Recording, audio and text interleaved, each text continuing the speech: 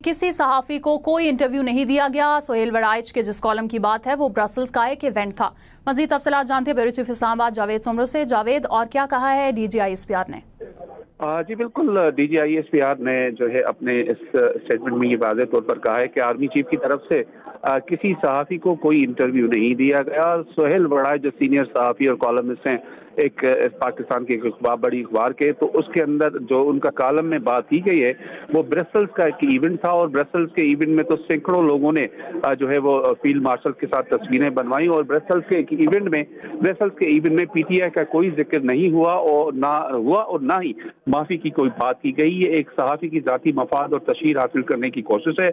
और इसके अलावा ये भी कहा उन्होंने कि सोहेल वड़ाइच की जो ये बात है वो नामुनासिब है, और जो शख्स गैर कानूनी हरकत करेगा उसे कानून के कटहरे में आना होगा। चाहे कोई भी इदारा हो, कोई भी जो है जरीदा हो, अगर कानून की खिलाफ वर्जी करेगा तो उसको कानून के कटहरे में आना होगा।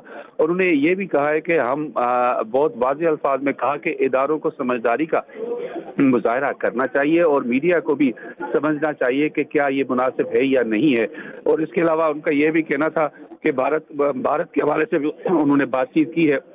वो कहा है कि भारत का ख्याल था कि इतनी मेहनत के बाद वो जब हमला करेंगे तो पाकिस्तानी फौज को बआसानी डिस्क्रेडिट कर देंगे, लेकिन जो है वो मामला बिल्कुल उलट हो गया और पाकिस्तान ने भरपूर जवाब दिया है उनको। और जो उनकी प्रॉक्सीज पाकिस्तान के अंदर मुल्क को डिस्क्रेडिट करने पर तुली हुई हैं, और उम्मीद है कि पाकिस्तान की अफवाज और पाकिस्तान के फोर्सेस जो हैं उन जो हिंदुस्तानी प्रॉक्सीज हैं उनको मुकम्मल तौर पर डिस्क्रेडिट कर देगा। और इसके अलावा जो सूरत हाल है उसमें हम देखेंगे कि भारत जो है पाकिस्तान के ऊपर क्या सोचता है, क्या करता है, तो तमाम सूरत हाल से हम लोग वाज़ेह हैं। बिल्कुल ठीक है जावेद, ये भी बताइएगा कि DGISPR ने 9 मई के हवाले से भी कोई बात की है इसमें?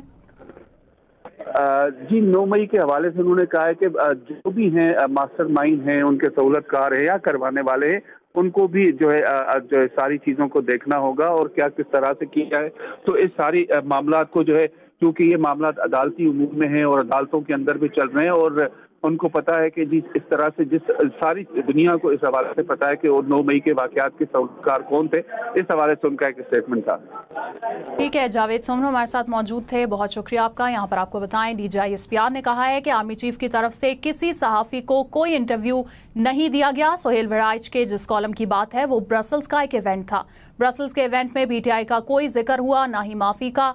ये एक सहाफ़ी की ज़ाती मफाद और तशहीर हासिल करने की कोशिश है।